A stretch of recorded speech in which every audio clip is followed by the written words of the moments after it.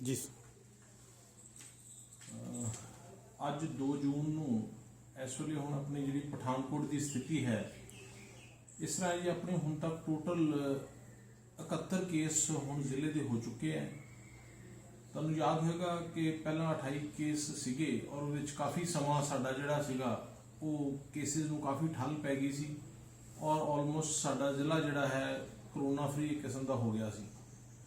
ਲੇਕਿਨ 19 ਮਈ ਤੋਂ ਫਿਰ ਸ਼ੁਰੂ ਹੋ ਕੇ ਅੱਜ ਜਿਹੜਾ ਹੈ 2 ਤਰੀਕ ਤੱਕ ਸਾਡੇ ਦੁਬਾਰਾ ਤੋਂ ਕੇਸਿਸ ਜਿਹੜੇ ਹੈ ਉਹ ਆਉਣੇ ਸ਼ੁਰੂ ਹੋ ਗਏ ਨੇ।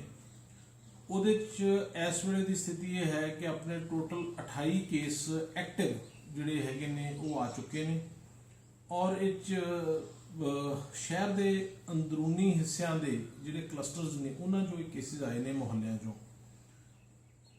ਹੁਣ ਇਸ ਸਥਿਤੀ ਦੇ ਵਿੱਚ ਜਿਹੜਾ ਹੈ 28 ਕੇਸ ਜਿਹੜੇ ਇਸ ਵੇਲੇ ਅਸੀਂ ਚਿੰਤਪੁਰਨੀ ਇਹਨਾਂ ਦਾ ਇਲਾਜ ਵਗੈਰਾ ਚੱਲ ਰਿਹਾ ਹੈ।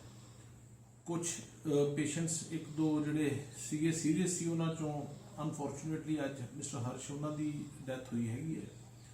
ਸੋ ਇਸ ਸਥਿਤੀ ਦੇ ਵਿੱਚ ਆਪਾਂ ਨੂੰ ਪਤਾ ਹੈ ਕਿ ਕਰੋਨਾ ਕਿਸ ਤਰੀਕੇ ਨਾਲ ਪਹਿਲਾਂ ਵਧਿਆ, ਫਿਰ ਠੀਕ ਠਾਕ ਹੋ ਗਿਆ, ਫਿਰ ਦੁਬਾਰਾ ਇੱਕਦਮ ਤੋਂ ਹੁਣ ਕੇਸਿਸ ਵਧਣੇ ਸ਼ੁਰੂ ਹੋ ਗਏ ਜਿਸ ਤਰ੍ਹਾਂ ਆਪਾਂ ਨੂੰ ਖੁੱਲ੍ਹਾਂ ਮਿਲੀਆਂ ਨੇ।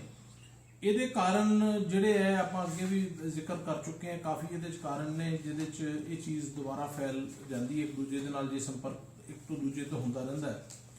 ਕਿਉਂਕਿ ਬਾਹਰੋਂ ਵੀ ਕੁਝ ਲੋਕ ਆਏ, ਬੰਬੇ ਤੋਂ, ਮਹਾਰਾਸ਼ਟਰ ਤੋਂ ਫੋਰਨ ਟਰੈਵਲਰਸ ਵੀ ਕੇਸਿਸ ਆਏ, ਕੁਝ ਦੁਬਈ ਤੋਂ ਕੇਸ ਆਏ ਸੀ। ਉਹ ਵੀ ਕੇਸਿਸ ਸਾਰੇ ਅਸੀਂ ਹੋਟਲਸ ਵਗੈਰਾ 'ਚ ਰੱਖੇ ਸੀਗੇ, ਉਹਨਾਂ ਨੂੰ ਅਸੀਂ ਠੀਕ ਕਰਕੇ ਭੇਜ ਦਿੱਤਾ। ਲੇਕਿਨ ਕਈ ਹੁਣ ਕਾਰਨ ਨੇ, ਕਿਉਂਕਿ ਆਵਾਜਾਈ ਸ਼ੁਰੂ ਹੋ ਚੁੱਕੀ ਹੈ, ਕੋਈ ਬਾਹਰੋਂ ਆ ਰਿਹਾ ਹੈ, ਲੇਕਿਨ ਅਸੀਂ ਉਹਨਾਂ ਸਾਰਿਆਂ ਤੇ ਨਿਗਾਹ ਰੱਖ ਰਹੇ ਹਾਂ, ਸਾਰਿਆਂ ਨੂੰ ਕੁਆਰੰਟਾਈਨ ਵੀ ਕਰ ਰਹੇ ਹਾਂ। ਹੁਣ ਇਸ ਸਟੇਜ ਦੇ ਉੱਤੇ ਅਸੀਂ ਭਾਰਤ ਸਰਕਾਰ ਵੱਲੋਂ ਔਰ ਪੰਜਾਬ ਸਰਕਾਰ ਵੱਲੋਂ ਲੋਕਡਾਊਨ 4 ਖਤਮ ਹੋਣ ਤੋਂ ਬਾਅਦ 5ਵੇਂ ਪੜਾਅ ਦੇ ਵਿੱਚ ਜਾ ਕੇ ਅਸੀਂ ਕਾਫੀ ਸਾਰੀਆਂ ਜਿਹੜੀਆਂ ਹੈ ਸਰਕਾਰ ਦੀਆਂ ਹਦਾਇਤਾਂ ਮੁਤਾਬਕ ਹੁਣ ਛੋਟਾਂ ਮਿਲ ਚੁੱਕੀਆਂ ਨੇ। ਉਹ ਸਾਰੀਆਂ ਛੋਟਾਂ ਅਸੀਂ ਜ਼ਿਲ੍ਹੇ ਦੇ ਵਿੱਚ ਵੀ ਲਾਗੂ, ਜਿਸ ਤਰ੍ਹਾਂ ਬਾਕੀ ਜ਼ਿਲ੍ਹਿਆਂ ਨੇ ਕੀਤੀਆਂ, ਲਾਗੂ ਕਰ ਵੀ ਦਿੱਤੀਆਂ ਨੇ ਔਰ ਅੱਜ ਵੀ ਅਸੀਂ ਹੁਣ ਹੁਕਮ ਜਾਰੀ ਕਰਨ ਲੱਗੇ, ਜਿਨ੍ਹਾਂ ਦਾ ਵੇਰਵਾ ਡਿਟੇਲ ਮੈਂ ਤੁਹਾਨੂੰ ਹੁਣੇ ਦਊਂਗਾ। ਉਹਦੇ ਵਿੱਚ ਇਸ ਤਰ੍ਹਾਂ ਹੈ ਕਿ ਹੂਬਹੂ ਜੋ ਖੁੱਲ੍ਹਾਂ ਮਿਲੀਆਂ ਨੇ ਭਾਰਤ ਸਰਕਾਰ ਵੱਲੋਂ ਤੇ ਪੰਜਾਬ ਸਰਕਾਰ ਵੱਲੋਂ, ਉਹ ਅਸੀਂ ਕਾਫੀ ਹੱਦ ਤੱਕ ਸਾਰੀਆਂ ਖੁੱਲ੍ਹਾਂ ਪਠਾਨਕੋਟ ਜ਼ਿਲ੍ਹੇ 'ਚ ਵੀ ਦੇਣ ਜਾ ਰਹੇ ਹਾਂ। ਲੇਕਿਨ ਸਾਡੇ ਜ਼ਿਲ੍ਹੇ ਦੀ ਇਸ ਵਾਰੀ ਸਥਿਤੀ ਕੁਝ ਇਸ ਤਰ੍ਹਾਂ ਦੀ ਹੈ ਕਿ ਜਿਸ ਤਰ੍ਹਾਂ ਸ਼ੁਰੂ 'ਚ ਵੀ ਪਠਾਨਕੋਟ ਪਹਿਲਾਂ ਸੀ, ਫਿਰ ਬਿਲਕੁਲ ਠੀਕ ਹੋ ਗਿਆ ਔਰ ਦੂਸਰੇ ਜ਼ਿਲ੍ਹੇ ਉਸ ਤੋਂ ਬਾਅਦ 'ਚ ਜ਼ਿਆਦਾ ਪਿਕਅਪ ਹੋਏ।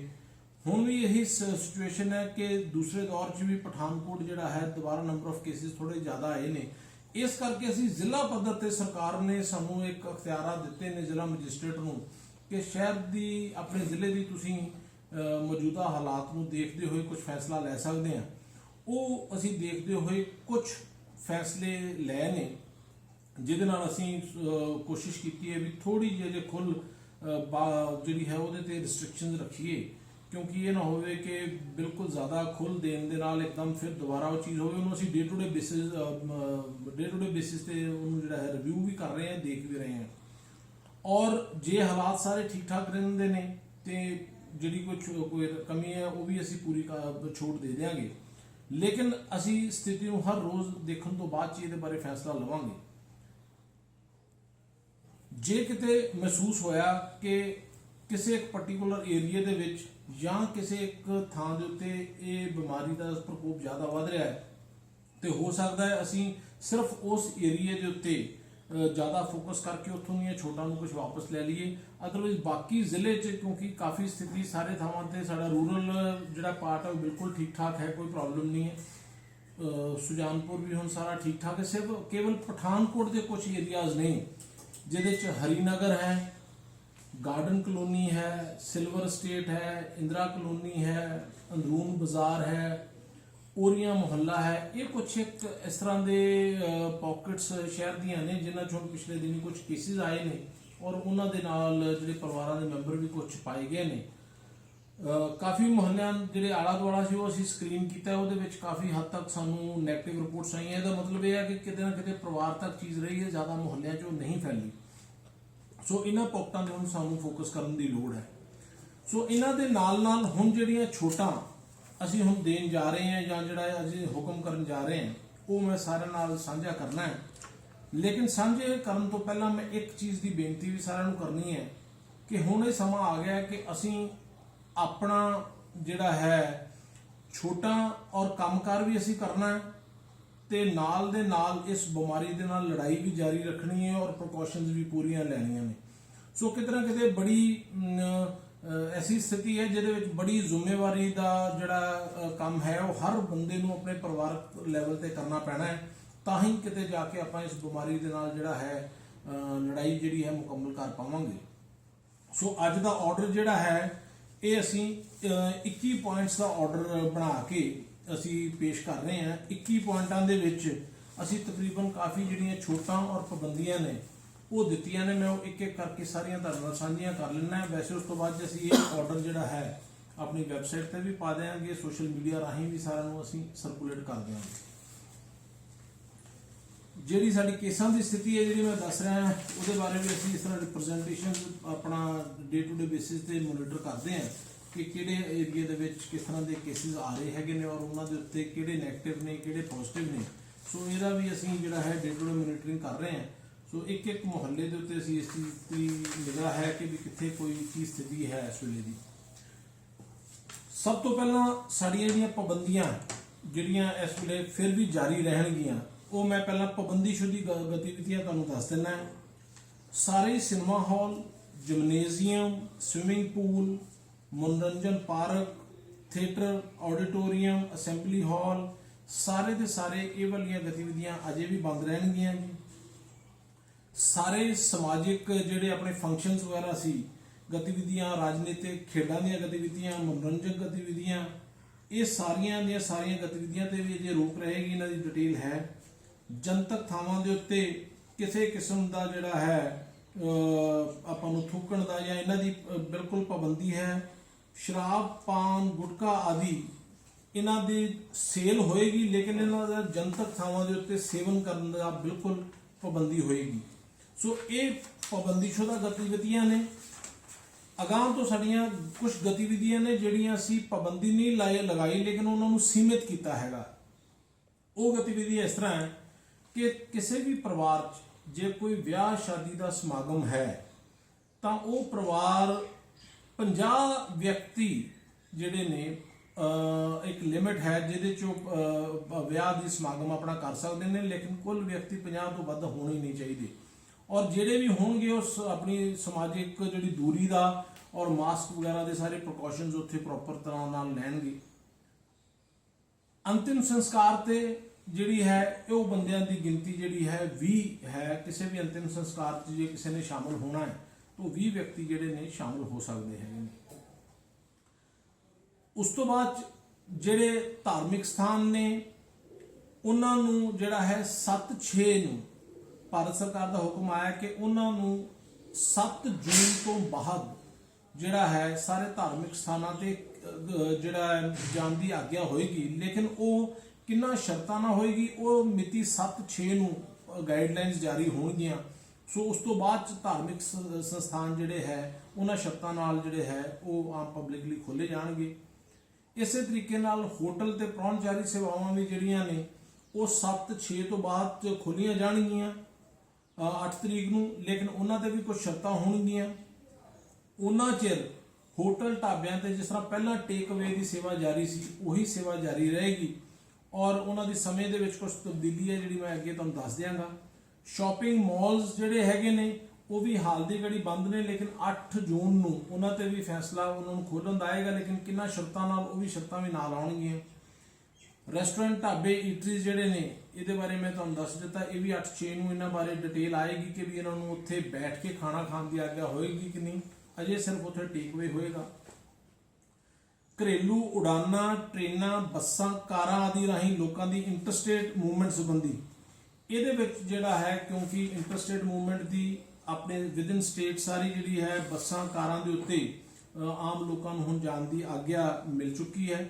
ਉਹਦੇ ਬਾਰੇ ਸਰਕਾਰ ਵੱਲੋਂ SOP ਜਾਰੀ ਕੀਤੇ ਗਏ ਨੇ ਕਿ ਜਿਸ ਤਰ੍ਹਾਂ ਆਪਣਾ ਕਾਰ ਦੇ ਵਿੱਚ ਕਿੰਨੇ ਬੰਦੇ, ਇੱਕ ਬੰਦਾ ਕਿ ਡਰਾਈਵਰ, 2 ਪਿੱਛੇ ਬੈਠ ਕੇ ਜਾ ਸਕਦੇ ਨੇ। ਬੱਸਾਂ ਦੇ ਵਿੱਚ ਅੱਧਾ ਜਿਹੜੀ ਸੀਟਿੰਗ ਕੈਪੈਸਿਟੀ ਹੈ ਉਹਦੇ 'ਚ ਬੰਦੇ ਜਾ ਸਕਦੇ ਨੇ।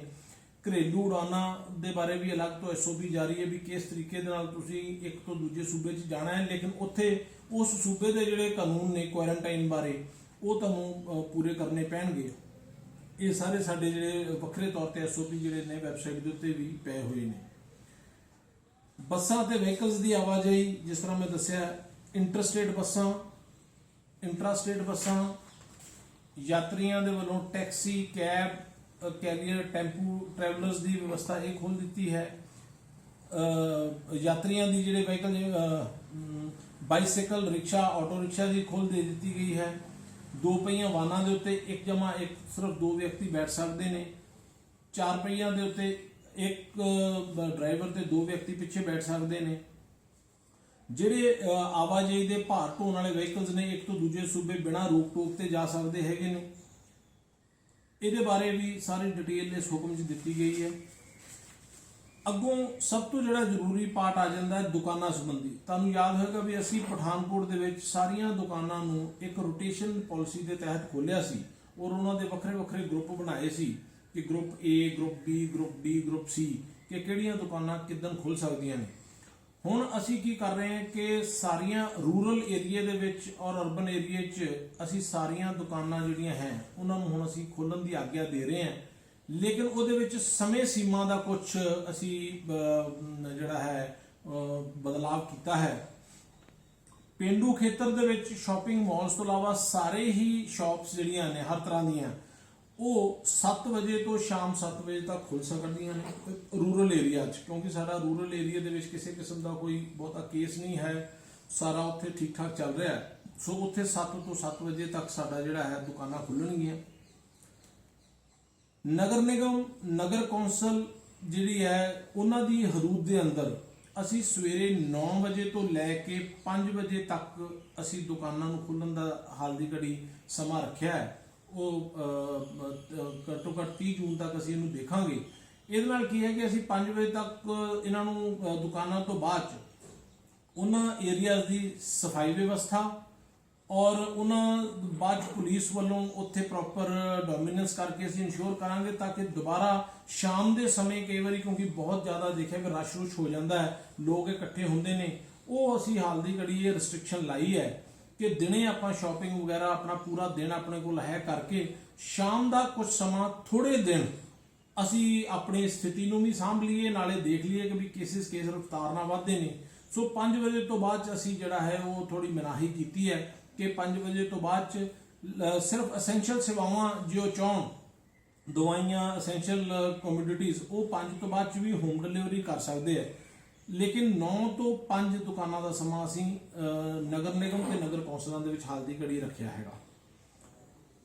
ਦੁੱਧ ਦੀਆਂ ਡੇਅਰੀਆਂ ਔਰ ਇਹ ਜਿਹੜੀ ਫਲ ਸਬਜ਼ੀ ਦੀਆਂ ਦੁਕਾਨਾਂ ਨੇ ਇਹ ਸਵੇਰੇ 5 ਵਜੇ ਤੋਂ ਖੁੱਲ੍ਹ ਸਕਦੀਆਂ ਨੇ, ਇਹਨਾਂ ਨੂੰ ਇੱਕ ਛੋਟ ਦਿੱਤੀ ਹੈ। ਬਾਕੀ ਮੈਡੀਕਲ ਸੁਵਿਧਾਵਾਂ, ਕਲੀਨਿਕ ਵਗੈਰਾ ਔਰ ਸਾਰੇ ਮੈਡੀਕਲ ਸਟੋਰਸ, ਲੈਬੋਰਟਰੀ, ਜਿਹੜੇ ਮੈਡੀਕਲ ਸੰਬੰਧਿਤ ਸੰਸਥਾਨ ਨੇ, ਇਹਨਾਂ ਤੇ ਕਿਸੇ ਕਿਸਮ ਦੀ ਸਮੇਂ ਸੀਮਾ ਨਹੀਂ ਹੈ। ਕੇਵਲ ਓਵਰਆਲ ਹੁਣ ਸਰਕਾਰ ਵੱਲੋਂ ਰਾਤ ਨੂੰ 9 ਤੋਂ ਸਵੇਰੇ 5 ਵਜੇ ਤੱਕ ਦਾ ਕਰਫਿਊ, ਨਾਈਟ ਕਰਫਿਊ ਦੇ ਤੌਰ ਤੇ ਲਗਾਇਆ ਹੈ। ਉੱਥੇ ਆਮ ਜਨਤਾ ਦੀ ਮੂਵਮੈਂਟ ਨੂੰ ਰਿਸਟ੍ਰਿਕਟ ਕੀਤਾ ਹੈ ਔਰ 9 ਤੋਂ 5 ਤੇ ਬਿਲਕੁਲ ਪਾਬੰਦੀ ਹੋਏਗੀ ਔਰ ਬਾਜ਼ਾਰ, ਸਾਡੇ ਸ਼ਹਿਰੀ ਬਾਜ਼ਾਰ ਜਿਹੜੇ ਨੇ ਉਹ 5 ਵਜੇ ਬੰਦ ਹੋਣਗੇ ਔਰ ਉਸ ਤੋਂ ਬਾਅਦ ਜਿਹੜਾ ਹੈ ਲੋਕਾਂ ਨੂੰ ਇਹੀ ਅਪੀਲ ਹੈ ਵੀ ਉਹ ਆਪਣੇ ਘਰਾਂ 'ਚ ਜ਼ਿਆਦਾ ਰਹਿਣ, ਜ਼ਿਆਦਾ ਬਾਹਰ ਸ਼ਾਮ ਨੂੰ ਇਕੱਠੇ ਹੋ ਕੇ ਆਪਾਂ ਨੂੰ ਇੱਕ ਅੱਧਾ ਮਹੀਨਾ ਥੋੜਾ ਹੋਰ ਪਰਹੇਜ਼ ਕਰਨਾ ਪੈਣਾ ਹੈ। ਜਿੱਥੇ ਅਸੀਂ ਹੁਣ ਦੁਕਾਨਾਂ ਖੋਲ੍ਹਣ ਦੀ ਆਗਿਆ ਦਿੱਤੀ ਹੈ ਜੀ ਸਾਰੀਆਂ, ਪਹਿਲਾਂ ਸਾਡਾ ਸੀ ਕਿ ਇਹਨੂੰ ਥੋੜਾ ਰੋਸਟਰ ਸਿਸਟਮ ਅਜੇ ਹੋਰ ਚਲਾਇਆ ਜਾਵੇ, ਲੇਕਿਨ ਸਾਰਿਆਂ ਦੀ ਮੰਗ ਸੀ ਕਿਉਂਕਿ ਇੰਨਾ ਸਮਾਂ ਹੋ ਗਿਆ ਹੈ, ਲੋਕਾਂ ਨੇ ਆਪਣੇ ਕਿੱਤੇ ਕੰਮਕਾਰ ਵੀ ਕਰਨੇ ਨੇ ਔਰ ਇਹ ਵੀ ਹੁਣ ਜ਼ਰੂਰੀ ਹੈ ਕਿ ਲੜਾਈ ਔਰ ਰੋਜ਼ਗਾਰ ਨਾਲ ਨਾਲ ਚੱਲਣਾ ਚਾਹੀਦਾ ਹੈ। ਉਹਨਾਂ ਦੀ ਇਸ ਮੰਗ ਨੂੰ ਰੱਖਦੇ ਹੋਏ ਅਸੀਂ ਦੁਕਾਨਾਂ ਸਾਰੀਆਂ ਖੋਲ੍ਹੀਆਂ ਨੇ, ਲੇਕਿਨ ਇਹਦੇ ਨਾਲ ਅਸੀਂ ਕੁਝ ਸ਼ਰਤਾਂ ਬੜੀਆਂ ਜ਼ਰੂਰੀ ਨੇ ਜਿਹੜੀਆਂ ਮੈਂ ਇਸ ਹੁਕਮ 'ਚ ਲਗਾਈਆਂ ਨੇ ਕਿ ਜਿਹੜੀਆਂ ਦੁਕਾਨਦਾਰ ਵੀਰਾਂ ਨੂੰ ਇਹ ਸ਼ਰਤਾਂ ਬੜੀ ਡਿਟੇਲ ਦੇ ਵਿੱਚ ਇਹਨਾਂ ਦਾ ਪਾਲਣਾ ਕਰਨਾ ਪੈਣੀ ਹੈ। ਇਹਦੇ 'ਚ ਕੀ ਹੈ ਕਿ ਦੁਕਾਨ ਜਦੋਂ ਅਸੀਂ ਹੁਣ ਖੋਲ੍ਹ ਰਹੇ ਹਾਂ ਸਾਰੀਆਂ ਦੁਕਾਨਾਂ, ਉਹਦੇ ਵਿੱਚ ਦੁਕਾਨਾਂ ਨੂੰ ਇਹ ਹਦਾਇਤ ਕੀਤੀ ਗਈ ਹੈ ਕਿ ਆਪਣੀਆਂ ਦੁਕਾਨਾਂ ਦਾ ਸਮਾਨ, ਆਮ ਤੌਰ ਤੇ ਦੇਖਿਆ ਹੈ ਕਿ 6-6 ਫੁੱਟ ਬਾਹਰ ਆ ਕੇ ਸਮਾਨ ਆਪਣਾ ਰੱਖ ਦਿੱਤਾ ਜਾਂਦਾ ਹੈ कोई भी दुकानदार अपनी दुकान का समान बाहर नहीं रखेगा, सड़क या स्ट्रीट के रस्ते के उत्ते या रोड बरम के एरिए के उत्ते। उन्ना ही समान दुकान च होएगा जिन्ना दुकान के अंदर रह सके।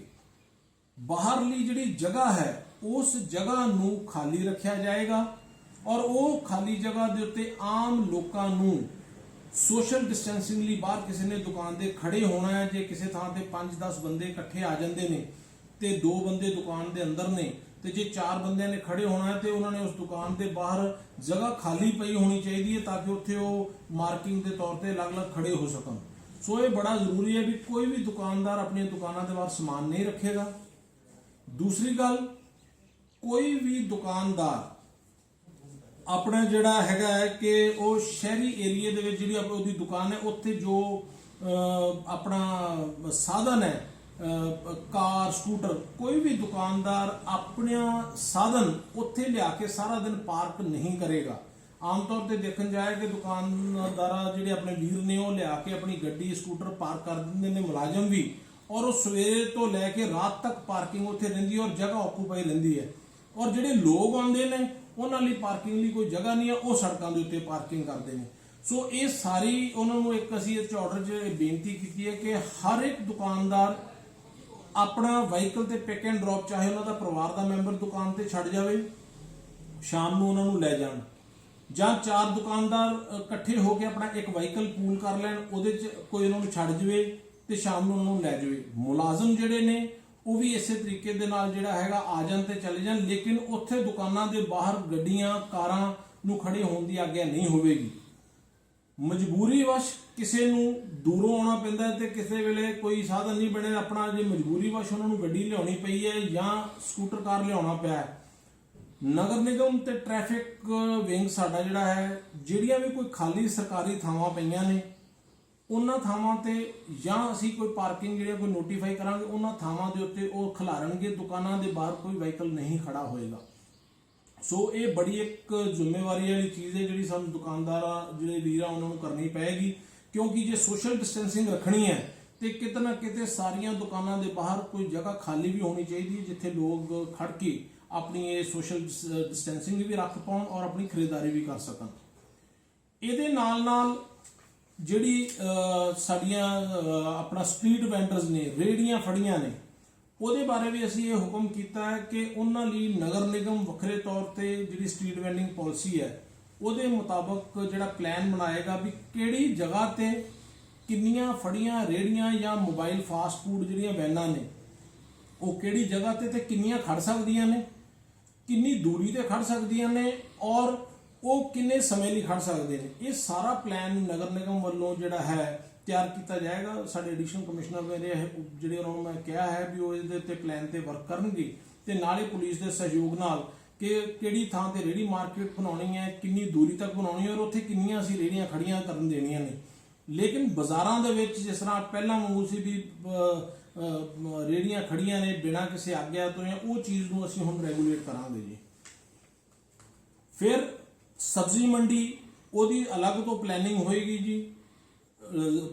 डिस्ट्रिक्ट अपना SDM Pathankot, DSP Pathankot, secretary market committee और DMO ये रल के ये तय करनगे कि भी उस मंडी नूं सवेरे असीं जदों खोलना है उत्थे किस तरह असीं ट्रैफिक नूं लिआउण देना है, किन्नियां गड्डियां आउणियां चाहीदियां ने, उत्थे फड़ियां किन्नियां लगण देणियां ने, दुकानां असीं उत्थे किस तरीके नाल खोलणियां ने। एक मंडी नूं असीं तब्दील करके किते उन्होंने 2 हिस्सियां या 3 हिस्सियां शहर के ਵੱਖ-ਵੱਖ ਥਾਵਾਂ ਤੇ ਲਾਉਣਾ है ताकि लोगों की जी है उत्थे भीड़ घट सके। ये ते अलग तौर पर असीं वर्क करांगे क्योंकि ये भी बहुत जरूरी है, क्योंकि बहुत ज़्यादा भीड़ साडियां मंडियां 'च भी हो जाती है। ये नाल सरकार वालों हुण कुछ जुर्माने भी फिक्स किए गए हैं। जे कोई जनतक थां दे उत्ते मास्क नहीं पाएगा ਉਹਦੇ ਲਈ 500 रुपए जुर्माना है। जे समाजिक दूरी बना के नहीं रख रहा है वो दुकानदार और वो लोगों को 2000 तक का जुर्माना दुकानदार नूं भी है तो लोगों भी वखरे तौर पर इंडिविजुअली भी असीं चलान करांगे। जनतक थावां ते थुकण ते मनाही है। कोई बंदा पब्लिक प्लेस के उत्ते ओपन स्पिटिंग नहीं करेगा, थुकेगा नहीं, क्योंकि इस बीमारी का जिहड़ा है ਇੱਕ ਇੰਨੀ ਕੰਟੇਜੀਅਸ ਹੈ ਕਿ ਇੱਕ ਦੂਜੇ ਤੋਂ ਲੱਗ ਸਕਦੀ ਹੈ। ਸੋ ਥੁੱਕਣ ਤੇ 500 ਰੁਪਏ ਦਾ ਜੁਰਮਾਨਾ ਹੈ। ਇਸ ਹੈਬਿਟ ਨੂੰ ਵੀ ਸਾਨੂੰ ਬਹੁਤ ਸਖਤੀ ਨਾਲ ਅਸੀਂ ਰੋਕਣਾ ਹੈ।